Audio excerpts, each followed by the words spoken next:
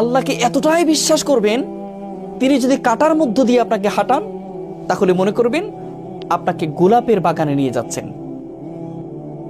আপনি যদি যে কোনো কষ্টে যদি থাকেন, আপনি যদি ব্যথিত হন, আপনি যদি আঘাতপ্রাপ্ত হন, তাহলে আপনি মনে করবেন আপনার আল্লাহ এই কষ্ট দেওয়ার মানেই হলো আল্লাহ আপনাকে ওয়ালা সাউফা ইয়াতিকা রাব্বুকা ফাতারদা, এমন কিছু দিতে যাচ্ছেন সেটা পেলে তুমি খুশি হয়ে যাবে।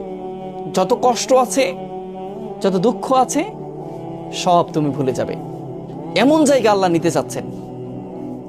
সেজন্য আল্লাহর প্রতি আমাদের বিশ্বাস নাই, আমরা বিশ্বাস রাখতে পারি না। আমরা রাখতে পারি না যে আমার আল্লাহ আমার সমস্ত কষ্টগুলো মুছে দিবেন। যে আল্লাহ সৃষ্টি করতে পেরেছেন, যে আল্লাহ শ্বাস প্রশ্বাস নিতে দিচ্ছেন, সে আল্লাহকে আমাদের কখনো কষ্টটা দূর করে দিতে পারবেন না? যে আল্লাহর জীবন